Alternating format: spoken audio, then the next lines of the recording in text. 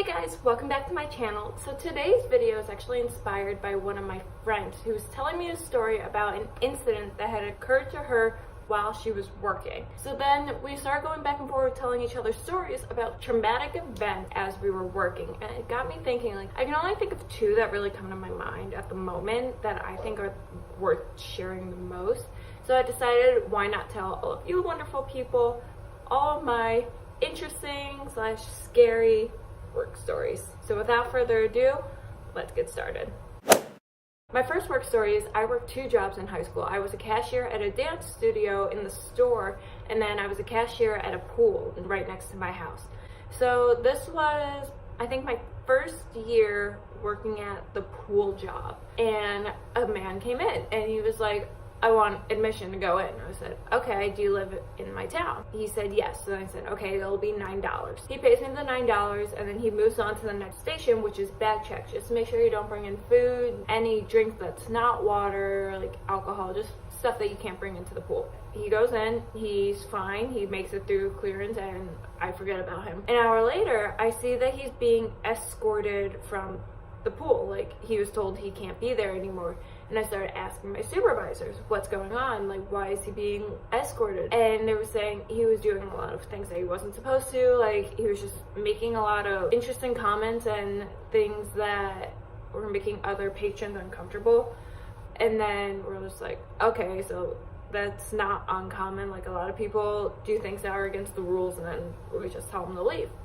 So he left, and then the day continued on. This is probably around 3 o'clock or so. We have camps there too, so this is why it gets pretty bad. It gets worse than it was. It was pretty bad. The way this pool is set up, there's a fence that lines the entire property just to mark off what's our property. On one of these paths, it's the pool, a bike path, and then a neighborhood. An hour later, he's trying to climb the fence over into the pool. So eventually he climbs over the fence and he starts running around. Like, right next to that fence is a kid pool, like a little top pool that has a slide and like kids splash around. And he starts going around saying, like, I'm gonna kill all the lifeguards, going around saying all these crazy things. We had to get the cops involved. He's like going out the windows, the cashier saying, like, I want to kill all the lifeguards, and we're just like, I'm not trained for this. I can barely work this register, so how am I supposed to be trained for a situation like this? Eventually we had a bunch of cop cars come. They had to like restrain him and take him into custody, and that happened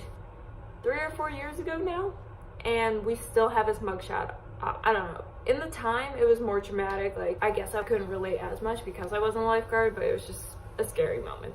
The next story that I have to tell was my senior year. It was probably around this time of year. It was like February or so. It was cold, and I work at a dance studio.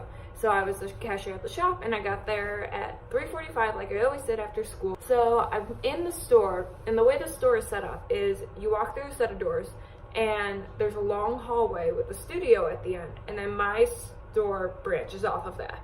There's another building, which is right next door, which has more studios, the office, just the rest of the building. So this lady comes down this hallway, and she's screaming like, hello, hello, like going towards the studio. And I'm used to having moms come down the hallway saying, hello, like asking questions, whether it's like, where's the office, where's this studio, stuff like that, asking general questions. My store is locked, but I open the door and I'm just like, hi, like, can I help you look for something? Just, you know, doing my duties and stuff. And this lady comes to me, she's like, hi, I need a pair of pants. It's like, okay, like, we're not technically not open yet, but tell her to wait 5 minutes because I still have money on the counter from where I was counting it to make sure our cash register open with the correct amount. It's just sitting on the table, and she kind of like pushes her way in. I didn't open the door all the way. It was probably open a crack, and she just kind of forces her way in. And she's wearing shorts, like socks that come up more than her ankle height, some boots, and like a coat type thing. And then she was like, I need a pair of pants. I was like, okay, we're technically not open yet. If you could come back at 4, then like I can sell you a pair of pants. She's like, I don't have any money. It's freezing. I just need a pair of pants. And I was just like, ma'am, I can't give you a pair of pants. Plus, these pants aren't warm. They're very thin. It's like They're jazz pants. If you don't know what jazz pants are, they're just very thin material, not warm at all. It's supposed to be breathable and movable for the dancers. I was like, ma'am, these aren't gonna be very warm. But she kept saying, I need pants, but I don't have money. You, like, give me a pair of pants. She then, like, forces her way into the store more. And I was like, I can't, like, I keep telling her, I can't give you a pair of pants, like, I'm sorry about that. I, like, walk around the store, my phone's at the other end where the money is, and my first thought is just keep her away from all the money. I don't want to get robbed. I don't want to have to deal with all of that. So I walk towards the other end of the store where there's a fitting room, and I'm thinking, she's just gonna, like, attack me or something. She's gonna attack me. I'm looking at her. I can see her legs are full of blood, like, dripping blood. And this is a little girl's store. We sell glittery bows and stuff. Like, this isn't a store that you shop in. And she just keeps telling me, like, I need pants, like, it's cold, just give me a pair. And I was like, ma'am, I really can't, like, if you don't leave, I am gonna have to call the cops. And she's just, you know what, screw all of you. You would think in this freezing weather someone would have a heart. And she leaves. As soon as she steps out of the store, I slam the door shut. The handle's still locked, and I just slam it shut, and I just grab my phone, I throw the money in the register, like, I don't care anymore, and I go in this dressing room and cry for 20 minutes. The store is supposed to be open, like, parents are coming, kids are coming, and I'm just sitting there crying. Nothing was taken in the end, but in the moment, it was so traumatic and just nerve-wracking for me to have to be there and have this lady just coming after me. I didn't know what she had in her coat. Like, there was blood dripping down her. She was having gashes everywhere. I didn't see her after that.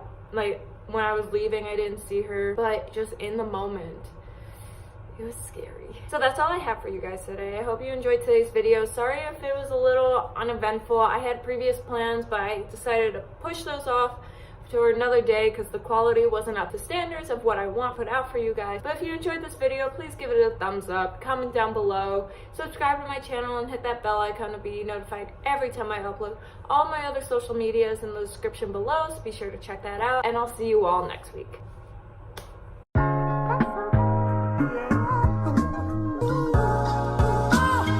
I don't know if these stories are scary for you guys, but they were terrifying for me. Ugh.